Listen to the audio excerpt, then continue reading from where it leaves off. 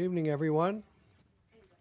Welcome to Politics and Prose. I'm Brad Graham, the co-owner of the bookstore, along with my wife, Alyssa Muscatine, and we're very delighted to be hosting Laura Pappano, who's here to discuss her new book, School Moms, Parent Activism, Partisan Politics, and the Battle for Public Education. Laura's a journalist and author who's written about K through 12 and higher education for more than 30 years. A former general assignment reporter for the Patriot Ledger and a former education columnist for the Boston Globe, Laura in recent years has been a freelance contributor to such publications as the Washington Post and the New York Times and others. She's also the author or co-author of three previous books on loneliness, women in sports, and school reforms. Additionally, Laura founded 13 years ago something called the Student Journalism Project in New Haven, which arranges for public school students in grades 3 through 8 to be mentored by Yale students in covering stories and producing a local school publication, the East Rock Record. And my son, who was a college student there, participated in the program, and he loved it and loved Laura. Anyway, Laura has obviously a lot of experience with public schools, experience, by the way, not just professionally as a journalist, but as a mom herself, who raised kids in urban as well as suburban settings. In School Moms, she looks at how public schools, which are supposed to be nonpartisan gathering spaces given their importance as centers of civic life, how instead they've become political battlegrounds.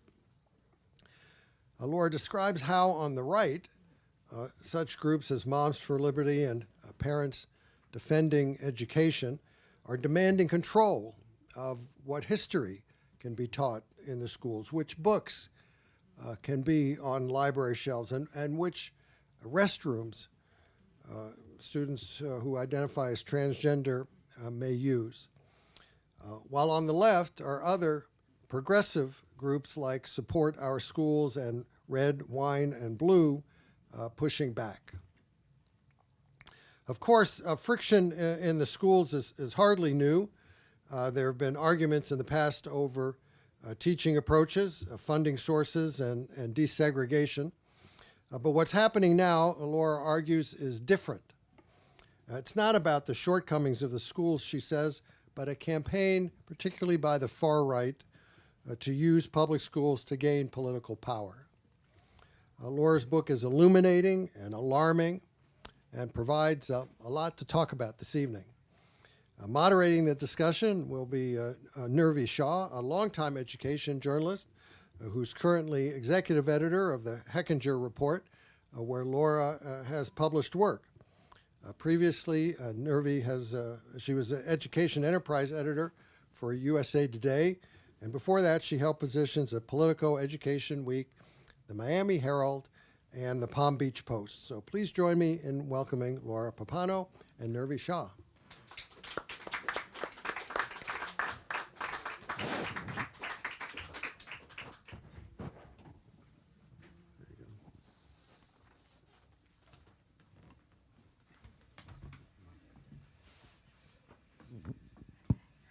Good evening, everyone, and thank you so much for being here. I'm Nirvi Shah, and I'm so delighted to be here with Laura Pappano, who I've worked with, but this is actually our first time meeting in person. So I'd love to just jump right in and ask you, Laura, you've been, as was just described, you've been a journalist for a long time, and education has been central to your work, and you've written other books. Why did you feel compelled to write this book now at this moment? I'd love to know more about that. Well, first of all, thank you for having me. And thank you for your wonderful introduction. And there is another former Patriot Ledger reporter in the room, so who can confirm that I've been doing this for a very long time. And covering education for years and years, more than 30 years, I am attuned to the issues of of education. But what I saw happening, I saw a lot of stuff happening in schools and around schools and discussion about schools that had nothing to do with education. And that drew me to, and not only that, but a lot of misinformation and things that just, I was scratching my head. Stuff did not make sense. So I felt that I didn't want to write the book. I didn't plan to write the book, but I felt compelled to start connecting the dots and explaining what was behind some of the misinformation and what was going on. Is there a moment you remember thinking, okay, I have to do more with this? Because obviously you've been writing some of the things that are in the book are things that I've read, that you have written elsewhere. But was there a moment where you thought, okay, I'm going to dig in and I have to do more? I was hiking with my daughter, my oldest daughter, and it just became, we were just talking. And the beautiful thing about nature and hiking is that you just talk freely. And with your kids, you just talk. And I was like, I got more and more worked up. And I was like, I have to do this. And it makes no sense. But having no longer children at home and having to get back into the house before 1 a.m., which was my kind of secret rule, is I was like, I can just go all over the country and do whatever it takes to report this. And that's what I did. One of the things you describe in this book is going to the first Moms for Liberty conference. And I would love for you to just kind of peel back the curtain for us a little bit about how, first of all, how did you come upon this? How did you I wanted to use the word infiltrate, but I think I said, no, I didn't infiltrate. I actually registered. But tell me about that experience. Don't give everything away in the book, but I would love to. I think it just sounded like a fascinating, almost like anthropological exercise that you went through. Well, one of the first obvious things for me once I decided to write this was that, I need to be at that Moms for Liberty first summit, which was in Tampa, Florida in mid-June 2022. So I registered under my name, but I wisely decided that I needed to not wear my regular kind of funky outfits, but that I needed to get myself a red blazer and a little American flag pin. And I did order 2 Moms for Liberty t-shirts and some blue pants and some white, tops, and just packed up myself, went down to Tampa, and it was at the Marriott by the waterway there. And as soon as I checked in, the woman at the desk said, she goes, "I'm upgrading you all. I'm with you." And so suddenly I found myself, without requesting it, water view, high floor. And the irony of this whole event was that kitty corner to the hotel was the Tampa Convention Center. And at that time, there was the largest anime gathering in Florida. So in the lobby, on the streets, you would have Moms for Liberty, blown out hair, heels, exactly what you would imagine. And then there were people with wigs and wings and glitter and colonial garb. It was one of these situations where I was like, oh my gosh, this is so surreal. And the surrealness was not just the visuals, but what happened when I went to my first day there. I was in a ballroom with about 500 moms. As a journalist, I have been in so many spaces that where, I enter with my ears, my eyes, my senses, and I just want to understand. And I expected to be confused. I expected that I was going to hear things that sounded different, but that I would understand the flow of logic. And the first thing that surprised me was that it was anything but. From the first session, I was hearing about sending your children to public schools for 30 to 35 hours a week is like sending them to a Maoist reform prison camp. So the signals from the very beginning were that this was something very, very different than I had heard or understood before. Oh, wow. And then I think you talked a little bit about sort of, I mean, you just mentioned sort of the dress code. You would almost like morph into yourself after I don't know how you were sort of balancing that and not being caught out. Well, actually, that came up way more. I went to the second Moms for Liberty conference this past July in Philly. And what was interesting, the first conference, the first summit, there were very few protesters. And there were so few protesters that that the Moms for Liberty different chapters were mocking them on Twitter. And it was just a small island out there with a few signs. In Philly, there was a major presence of protesters. And I was staying in the hotel. I registered under my name. I brought the same blazer. And we were told by the organizers, probably don't wear your lanyards on the street. And then the opening reception, I would normally just walk a few blocks to be at the opening reception. We were told that we must take the buses, the chartered buses they were driving, because there were so many protesters. But of course, I was doing some writing, and I did a story for Slate and Heckinger, and I wanted very much to make sure that I was talking with the protesters, but I recognized that required a costume change. So I would go to the conference in my red blazer, take the elevator up, put on black jeans and black t-shirt, go out, do my interviews, come back, go up the elevator, switch back into my blazer and outfit. So yes. And what I did want to ask you one more thing about the first conference that you went to, which was a sort of, not an ally, but there was someone you discovered there, and you scared half to death. And I think this is just such a great story. So yes, so I tried to just sit at the round tables in the back, and I did not take notes on a computer because I didn't want to draw attention to myself. So I took all my notes on the Leadership Institute notepads, and I recorded the entire 4 days of the session. But somebody was at one of the back tables taking a lot of notes. And I was like, that is so interesting. So I looked at her name tag. When she went to the bathroom, I Googled and saw that she was an assistant professor and a student in gender studies at Ohio State University. So towards the end of the conference, I said, Mary, do you want to get a cup of coffee? And she said she was just petrified when I asked her.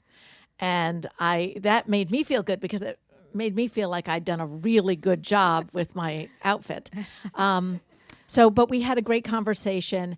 And then before the Philadelphia conference, I texted and emailed her. I said, Mary, are you coming to this? And she said, yes, it is. She goes, I'm doing my dissertation on Moms for Liberty. I said, perfect. And I said, I will see you there. And so but the second conference, all of the kinds of crazy things of the first conference, a lot of the language was about persuading the moms in the room that their children were being harmed, and we can talk a little bit more about the consequences of that later, and that they needed to get out of their comfort zone. And that, laundry was mentioned, all of the domestic tasks that moms have, but that they needed to get out of their comfort zone because their children were in danger. By the time that persuasiveness and that argument was like a script that ran through the entire Moms for Liberty event. By the time I got to Philly, everybody had bought in. There was no need to persuade people that this was something that they needed to engage with. Everyone spoke the same language of SEL and CRT and all of the evils. And so what was fascinating for me was to say to Mary, we would just go to these events together so we could kind of speak in a way that allowed us to each to gather information without kind of giving ourselves away. So it's helpful to have an ally in that setting, just to, not be dishonest, but to be able to explore more complicated questions. I'm veering away from that, but I do want to come back to your question. You talk in the book about other episodes in U.S. history where schools were political targets, the McCarthy era, for instance. And I'm just curious, was there always a reset? Like, was the sort of original premise of public schools, has there always been kind of a return to this is a cornerstone of democracy and we're one of the few places in the world where it's truly intentionally universal access? Or has there been like an indelible mark left each time there's been a wave of this? I mean, you talked about so many different periods going back much farther than the McCarthy era. And I mean, and looking forward, I mean, will the same thing happen here, or are public schools forever changed? Well, I don't exactly see into the future, but I think the McCarthy era is such an apt, and the reason I dug into it, included this in the book, was that the language I was hearing at the conference, and you now hear it much more widely, that our children are being indoctrinated with Marxist ideology, and the kind of fear that of them being kind of just harmed by these communist Marxist ideas. And in that language was striking, because when I went and did some research at the Harvard Library, I looked at old pamphlets from the McCarthy era, of course, first was dealing with film in Hollywood, but the last bit of it involved educators. And reading the news coverage, and one of my kind of news habits was to read reports and coverage, but then go to the local newspapers that were writing about it at the time, thank you archives. And the stories were just kind of horrifying about how if a teacher were merely called to the Committee on Un-American Activities, or even by their local school board to answer questions, they were losing their jobs. There was one teacher that I specifically wrote about named Ann Hale from Wayland, Massachusetts, who was kind of like who you would want your kid to have as a teacher, a very open-minded, thoughtful. She had been interested in the ideas of communism because she was like, how do we have equal, economic justice for people? I mean, she was asking some questions, but she was not an active kind of member of the Communist Party. And anyone who's seen Oppenheimer kind of can get that feel again of what that was like. But what happened was she was basically fired from her job. I read a local historian kind of did a blow by blow and relayed some of the kind of bizarre thinking of the time, where they thought if people had a red house, if they painted a house red, that it was a signal that they were communist. So Ann Hale lost her job as a teacher. She ended up cleaning animal cages at a veterinary hospital in Boston, or it's in Boston. And she was even fired from that job because she was on a list of kind of subversives. Her brother, who had been a staff attorney with some agency, federal government agency, lost his job. And you realize that people who were merely there to teach, to serve, were suddenly, because of this kind of scary fear, were run out of their positions. And the scary fear at that time, to answer your question, there were pamphlets. So, the Zoll did a ton of pamphlets. And there was one that was, the little red schoolhouse with kind of like a scary needle of communism being injected into it. So there was just a lot of really fear. And if anyone has seen those kind of World War II era, McCarthy era posters, they look very scary. And so, you have this situation where the fear is so much larger than the reality, but the fear takes over. So those were pamphlets. I mean, now we have the internet, right? The speed and the spread of misinformation is so much faster. So do we have a reset? Certainly, McCarthy era ended, but we've seen other things happen. We've seen the rise of, the religious right in the 70s pushing against sex education programs. And more recently, we have the rise of the Christian right that is exactly explicitly using school boards as a tool for gaining power. So is there a reset? Man, I hope so. What I think is a good thing is that I think people are starting to see it for what it is. That actually dovetails into another question I had, which is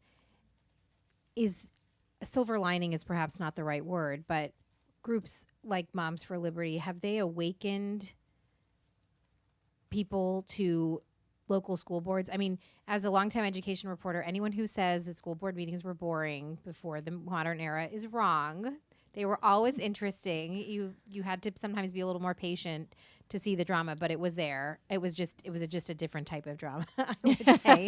I've seen very, very, very vocal meetings about school boundaries, for example, if you've ever been to one of those, or whether or not kids should use cell phones and those kinds of things. But I talked to other parents, and they say, I don't have time to go to the school board meeting. I'm actually trying to just manage my life and my kids at home, and I'm putting some faith in the institution and hoping that either things stay the course or they're making good decisions on my behalf. You do see now some differences. I know you mentioned I think you were in Brevard County recently, and there was discussion of some book bans recently there, and there was one representative of Moms for Liberty who chose not to speak, and there were a lot of people who objected to the ban, and it was voted down. Is this like a takeaway? Like, are people remembering that they need to show up and they need to advocate for what they believe in, whichever side they're on? So yes, I think one of the things that's really interesting to me, and I was in Brevard County on Saturday, I think it was. Yes, on Saturday. The birthplace of the birthplace of Moms for Liberty. And I was there doing an event with this group called Foundation 451, which is basically a library they give away the banned books. And it was organized. One of the moderators there was Liz Mkhitaryan, who is the founder of Stop Moms for Liberty, which now has chapters across the country. Interestingly, I was talking with her a couple of weeks ago, and I said, you didn't have much visibility during that first Moms for Liberty summit. And she said, well, we didn't think anyone would take this seriously. We just thought that, this is so absurd. Who's going to believe this? And this is from a woman who is a 26-year veteran teacher.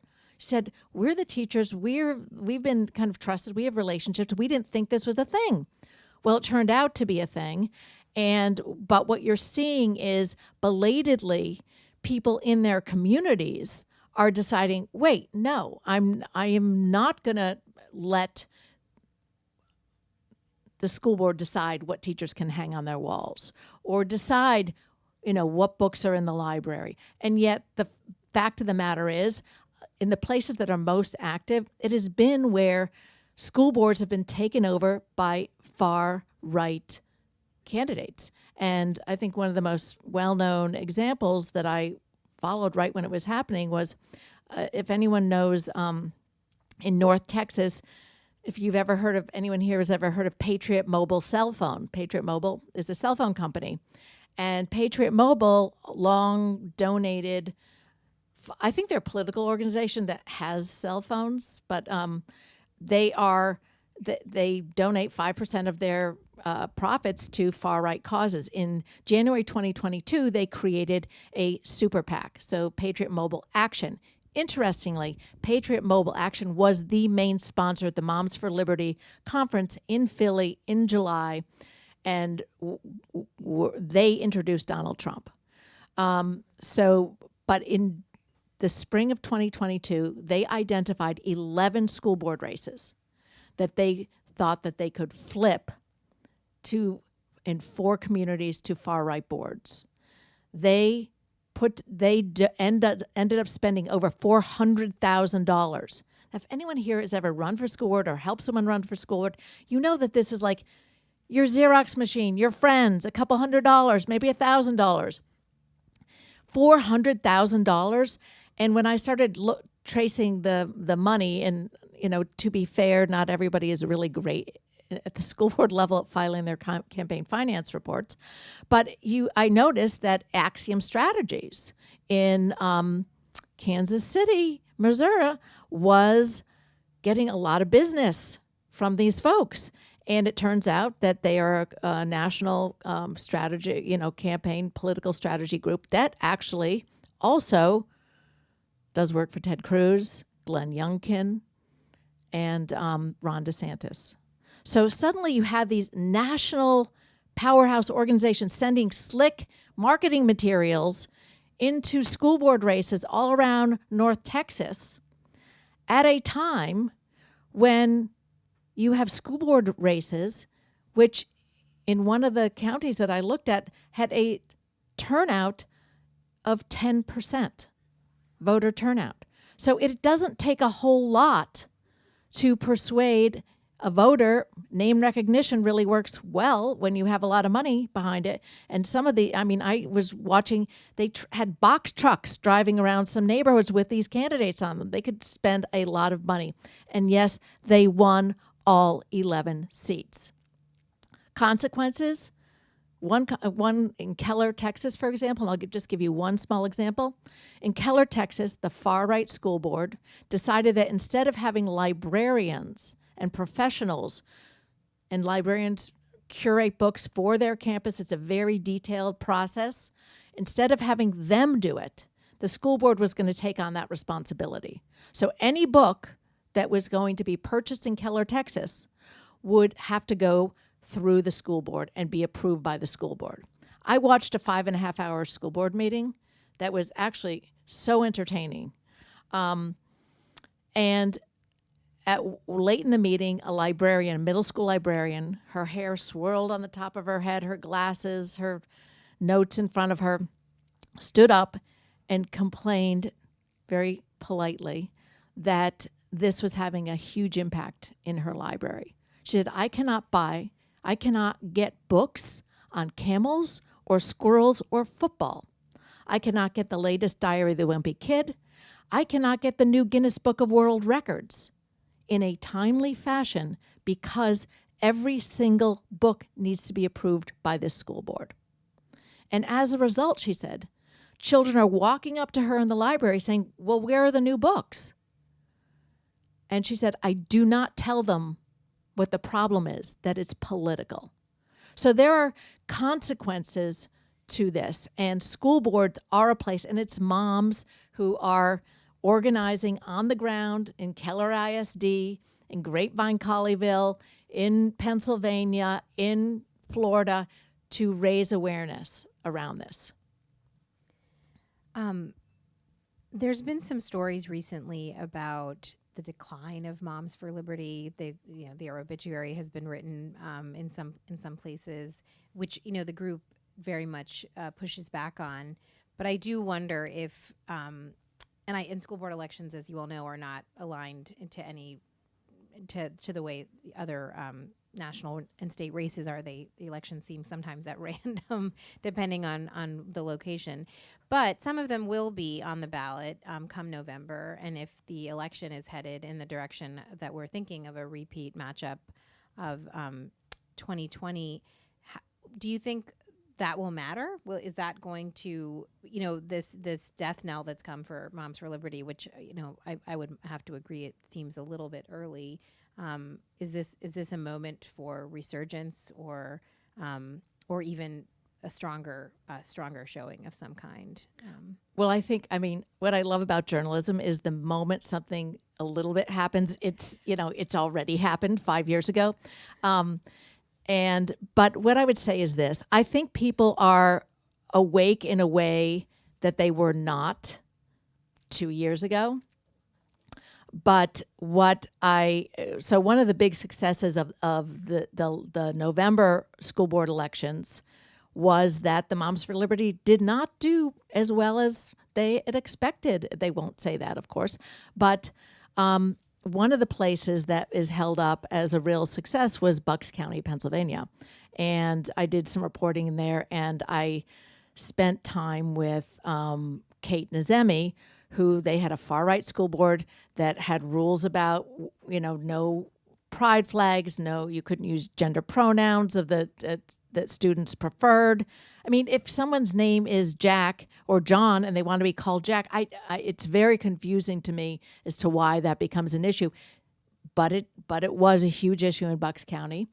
And what happened is Kate Nazemi started with a retired English teacher in the town, started this group called Advocates for Inclusive Education. And they put out a newsletter with detailed information about school policies, what's happening in the legislature, why you need to turn out for this Tuesday's meeting and what the issues are on the table. I mean, it's a level of, it is a full-time job. It is a full-time job. And there are moms who once were selling wrapping paper and candy bars and whose work has historically been invisible in schools, who are now on the forefront of this political movement. And do I think that Moms for Liberty is over? I do not. What I've seen happen is they have framed the argument in a way that's very effective for them. Pornography is in our libraries.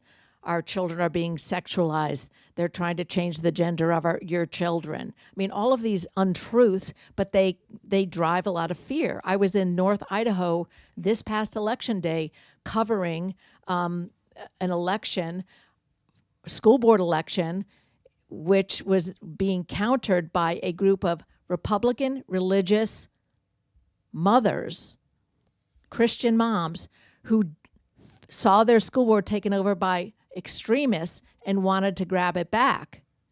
Well, what was puzzling to me to be on the ground in Idaho on a dirt road at a polling place was to see the far-right candidate poll workers saying, well, the big issue here is transgenderism. No, the issue is that mice are running over children's feet in the elementary schools because they're not being cleaned. So people are waking up, but you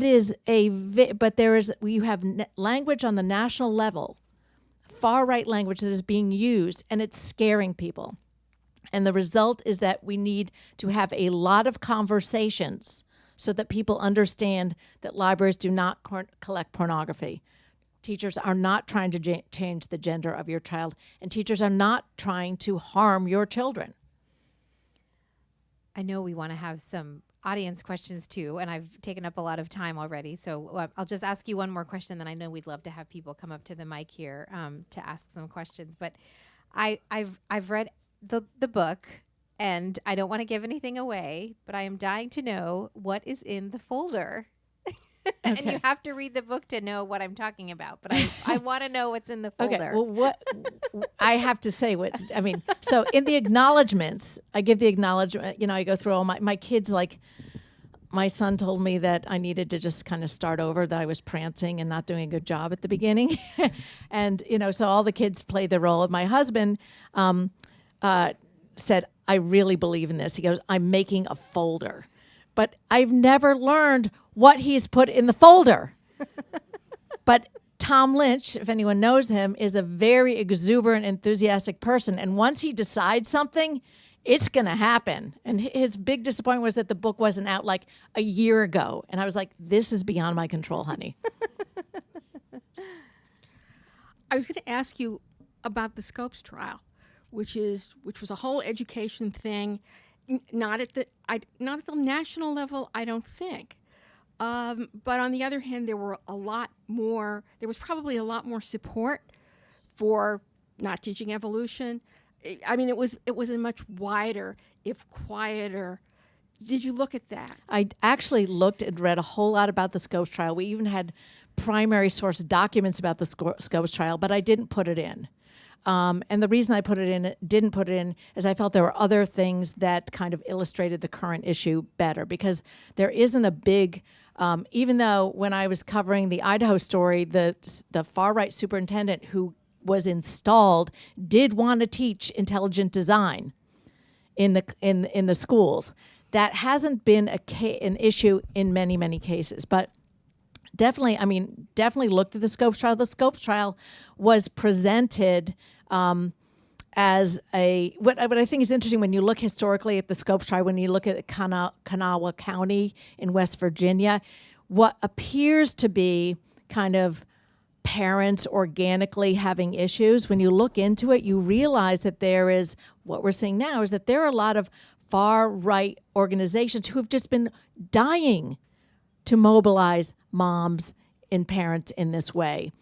Kanawha is a great example. When I started looking at archives, I noticed that the Heritage Foundation was on the ground down there, and that the speakers that they had come down were the same speakers that they had in Watkins Glen in a conference that was put on by kind of far-right actors, months before. And not only that there is a link to that to the Long Island Schools Free District. And what happened is they passed out at one of these conferences this list of 33 basically bad books.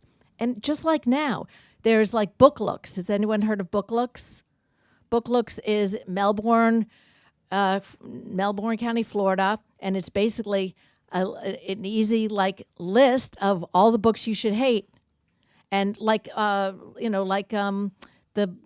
first original banned book list that came out of Texas, 850 books. Some of the books on that list are medical dictionaries. So there's more to it than it looks local, but it's not always local. But yes, I appreciate that. First of all, this isn't working. Is it? Okay. I was born in the late 1940s, so I was in public school and elementary school in the 1950s during the McCarthy period. Yes. And it didn't get very far, and it didn't go. I went to the Newton school system, K through 12. In Massachusetts. But we had different leadership in the country then. The Republican president was Eisenhower. And he quashed McCarthyism. Some people think he could have done better earlier. But here this is a completely different context. Yeah, no, it's great that you bring up Newton schools, because we lived in Newton for 17 years. It's a great system. And I was a PTO mom in Newton, and what I can tell you is that it is a different time, not only about the velocity of misinformation and the difficulty, but the leadership, and the rules have been changed about, what you can say. And if you just say something that's untrue enough times, then people will think it is true. And I think one of the challenges is that, Steve Bannon was the one who said school boards are the key that picks the lock. What does he mean? If we flip enough school boards, that is the source of power. And I saw this at the very first Moms for Liberty Summit, when Ron DeSantis stood at the podium and he said, I, for the first time ever, am going to endorse 30 school board candidates. And throughout the entire event, the 4 days, the moms who were running for school board constantly were asked to stand and receive applause. The moms were flattered that this, soon-to-be presidential candidate would be endorsing him. And yet, to your point, the opposite was happening. What DeSantis was doing was building from a national stage, or his, now back to Florida, but a ground support system for this far right agenda. And so so the rules have changed. The fact that we have this concerted effort, and I think that is exactly what is happening. We are seeing, if you start connecting the money and connecting the dots and connecting the people, what you're seeing is far right organizations that have been dying to get access to this. Do you know how organized and networked moms are? They've been dying to get access to this pool of labor. right at the local level. Right at the local level. Thank Yes. you. Thank you. For this coming fall semester, Harvard is among about 30 universities that still have the COVID vaccine mandate at this late date. So what do you think about that and about religious exemptions? Geez, that's not really the purview of this, but what I would say is that I think these policies are, I don't know for a fact because I haven't reported on the Harvard COVID policy, so I can't answer that. What I can say is that, at a certain time, certainly COVID did ignite this battle that we have now. You're absolutely right about that, in that what COVID did is it was a very emotional time and a difficult time for so many people. And as a result, it brought people together who may not have otherwise found themselves. So I think that, you saw that happen. And since then, it seems like COVID was a spark, as you talked about in the book, for the formation of Moms for Liberty, and that they've The mask mandates and all of that. Yes, absolutely. But there's been they've been able to add issues or morph the agenda, right? I mean, no one is talking at this moment, I don't think, about mask mandates and vaccine mandates. Yeah, no, that has not been a big source of the conversation now, and but it was at the time. And at that first summit, on the first day, I walked out into the social hour, and there's a band playing, and I happened by chance onto the Brevard County Moms for Liberty, and they were very excited they were the first chapter. And so I started chatting with them, and I said, well, what made you get involved with this? I was really curious. And I heard from a number of them, like, I didn't want COVID to ruin my daughter's junior year. And I was thinking to myself, that seems like not a powerful reason for, joining a really extensive organization that has a lot on their agenda. But they definitely have moved. I don't think we hear about the mask mandate piece anymore, but we certainly hear about book banning. We hear about, libraries, curriculum, teachers. I mean, teachers getting fired for. And I guess the other thing I would add is that it's not just a school board issue anymore. This is a legislative issue. And what you have seen is you have seen state legislatures around the country taking up parental rights. Well, if you understand, parental rights kind of had its origin in, the early religious right, when the religious right very effectively, transformed their language from the language of, faith and religion and putting God back into schools to making it to really accessing secular language around opportunity and rights and access. And then suddenly that same language is being flipped. So we hear, back in the late 70s, early 80s, Jerry Falwell era, we heard about students' rights. Instead of talking about prayer in school, it was students' rights to pray. And parental rights were about curriculum. And you are seeing those parental rights come up in legislative bills and laws in some states around the country with consequences, with deep consequences. Are there any other questions? I have one. Oh. Repeat the question. How much of the Moms for Liberty default education scenario revolves around homeschooling? Whereas that's one way to get out of all of this. And if you're evangelical parents or whomever, you can totally control, what your child is learning and what they're reading. So the question was about Moms for Liberty and homeschooling, and how if you are homeschooling, you can control a lot more. I'm paraphrasing, but hopefully Yes. that's enough. So homeschooling has always been a very big, strong religious option. And I remember when I wrote a education column for the Boston Globe, writing about homeschooling and going and meeting with homeschoolers. And then there are some homeschoolers who just, recognize that their kids were, a little different, creative, that school wasn't going to work for them in the way they thought it was going to work. I remember covering one homeschool ultimate Frisbee class because they I guess needed a PE requirement. But what we're seeing now is actually a move. What we're talking about is a movement towards vouchers and education savings accounts, and that's where you're seeing the homeschooling. And some of it is getting a little bit extreme. In what I mean by that is that Florida expanded their vouchers, and actually we worked on this story about a year ago, where Florida became the state with the largest, voucher expansion in the country, and they created education savings accounts. And before the vouchers were expanded, only 4% of voucher accepting schools in Florida were non-religious, nonprofit, and accredited.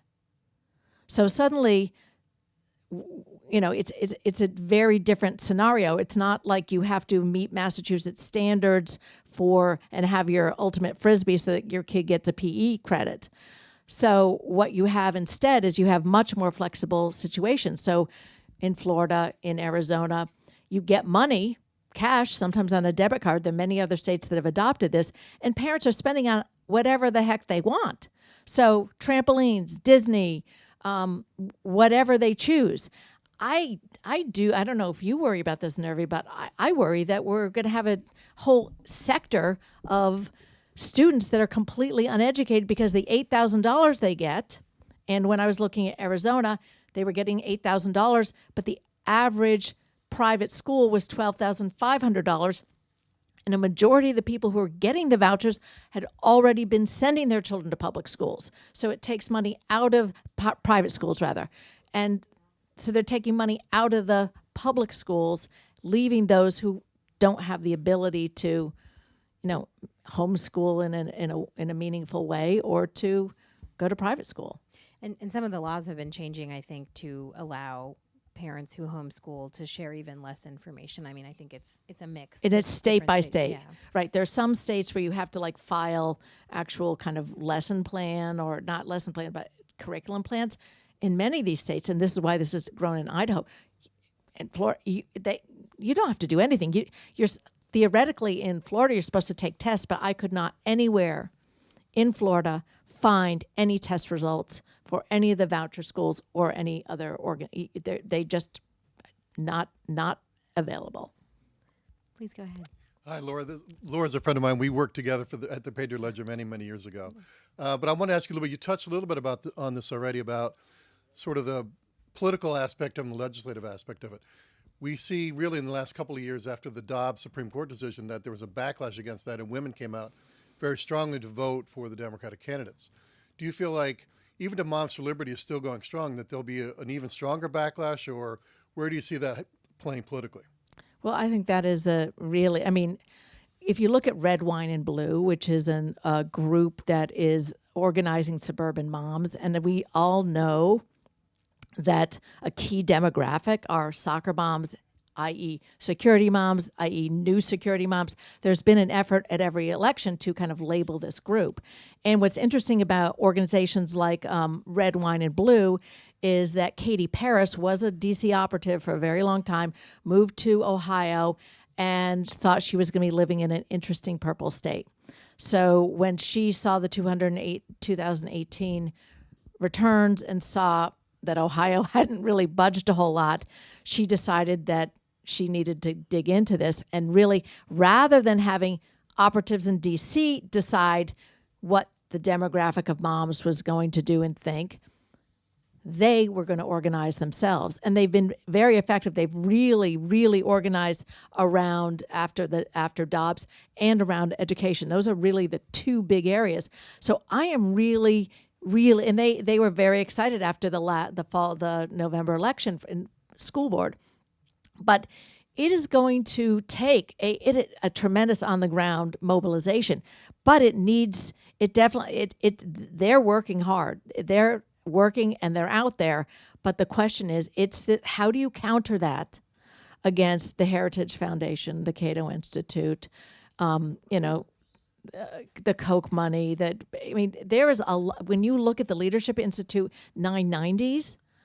When I was in one of those one of those breakouts in the first one, the Leadership Institute said, "We will go anywhere that you like and for free train people to run for school board." Now, the Leadership Institute, founded in 1979 by Morton Blackwell, specifically to train conservative leaders. When your 990 shows that your public donations have more than doubled between 2017 and 2021 to like $39 million a year, I believe, it's in the book. But that's a lot of money to go on the ground. So we have a whole battle. It's not just at the national level. This is a battle at the local level, and this kind of pushback. And it's not just one issue. It's multiple. It's an education issue, but it's an education issue with national consequences. Yeah. Thanks. Thanks, Brandon. Thank you all so much for joining us. I don't know if there's any other questions, but I've enjoyed this discussion, and I hope you all will take a chance on this book. Thank you, Laura, so much. Thank you, Nirvi. Thank you so much. Thank you.